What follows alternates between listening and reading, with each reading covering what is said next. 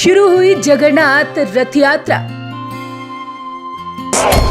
जानिए क्या है रथ यात्रा का इतिहास, क्यों निकलती है रथ यात्रा, क्या है रथ यात्रा का महत्व। कोरोना का कहर जारी है और इसी दौरान पहले ये कहा जा रहा था कि शायद इस बार जगन्नाथ रथ यात्रा ना निकले, लेकिन तमाम जद्दोजहद के बाद आखिरकार कोरोना कहर में विश्व प्रसिद्ध जगन्नाथ यात्रा का शुभारंभ हो गया है। ये यात्रा कई मायनों से मायने रखती है, तभी तो ये भक्तों की आस्था का भी विषय है। ऐसा माना जाता है कि जो इंसान इस रथ यात्रा में शामिल होता है उसके सारे कष्ट दूर होते हैं और उनके पापों का नाश होता है। तो अब हम आपको बताते हैं इस पावन यात्रा से जुड़ी अहम बातें। जगन्नाथ रथ यात्रा। हिंदू धर्म में जगन्नाथ रथ यात्रा का एक बहुत बड़ा महत्व है। मान्यताओं के अनुसार रथ यात्रा को निकालकर भगवान जगन्नाथ के प्रसिद्ध गुंडीचा माता मंदिर पहुंचाया जाता है। यहाँ भगवान जगन्नाथ आराम करते हैं। गुंडीचा माता मंदिर में भारी तैयारी की जाती है और मंदिर की सफाई के लिए इंद्रधुमन सरोवर से जल लाया जाता है। यात्रा का सबसे बड़ा महत्व यही है कि ये पूरे भारत में एक पर्व की तरह मनाया जाता है। 4 धाम में से एक धाम जगन्नाथ मंदिर को माना जाता है, इसलिए जीवन में एक बार इस यात्रा में शामिल होने का शास्त्रों में भी उल्लेख है। जगन्नाथ रथ यात्रा में सबसे आगे भगवान बालभद्र का रथ रहता है, बीच में भगवान की बहन सुभद्रा का एवं अंत में भगवान जगन्नाथ का रथ रहता है। इस यात्रा में जो भी सच्चे भाव से शामिल होता है उसकी मनोकामना पूरी होकर उसे मोक्ष की प्राप्ति होती है। जगन्नाथ रथ यात्रा का इतिहास। भगवान जगन्नाथ की रथ यात्रा देश में एक पर्व की तरह मनाई जाती है, इसलिए पुरी के अलावा कई जगह ये यात्रा निकाली जाती है। रथ यात्रा को लेकर कई तरह की मान्यताएं एवं इतिहास है।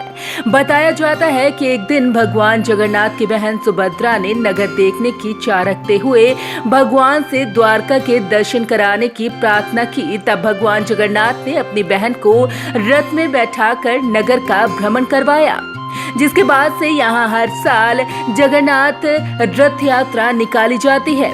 इस यात्रा में भगवान जगन्नाथ, उनके भाई बलराम एवं बहन सुभद्रा की प्रतिमाएं रखी जाती हैं और उन्हें नगर का भ्रमण करवाया जाता है। यात्रा के तीनों रथ लकड़ी के बनते हैं, जिन्हें श्रद्धालु खींचकर चलाते हैं। भगवान जगन्नाथ के रथ के 16 पहिए लगे होते हैं एवं भाई बलराम के रथ के 14 व बहन सुभद्रा के रथ के 12 पहिए होते हैं।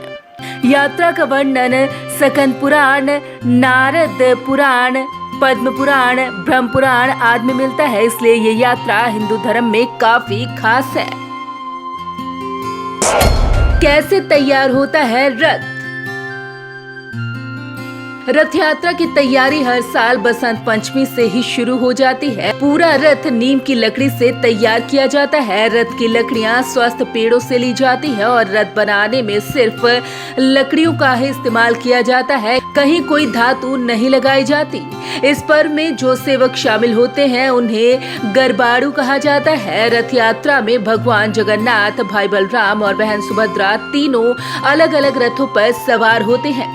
सबसे आगे बलराम, फिर बहन सुभद्रा और सबसे पीछे भगवान जगन्नाथ का रथ चलता है। जगन्नाथ जी का रथ 16 पहियों से बनता है, जिसमें 332 लकड़ी के टुकड़े इस्तेमाल होते हैं।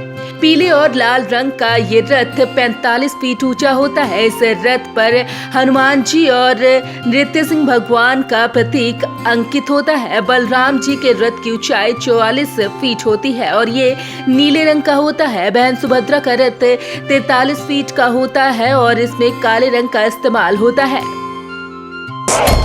752 चूल्हों पर बनता है खाना।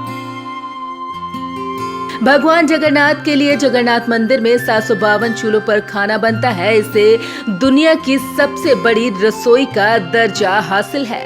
रथ यात्रा के 9 दिन यहाँ के चूल्हे ठंडे हो जाते हैं। गुंडीचा मंदिर में 752 चूल्हों की ही रसोई है, जो जगन्नाथ की रसोई की ही रिप्लिका मानी जाती है। उत्सव के दौरान भगवान के लिए भोग यहीं बनेगा। रथ यात्रा का महत्व। कहा जाता है कि जिन भक्तों को रथ खींचने का सौभाग्य मिलता है वो बहुत ही भाग्यवान होते हैं। पौराणिक मान्यता के अनुसार रथ खींचने वाले को मोक्ष की प्राप्ति होती है। ऐसी भी मान्यता है कि इस दिन भगवान खुद भ्रमकर लोगों के बीच आते हैं और उनके सुख दुख में सहभागी बनते हैं।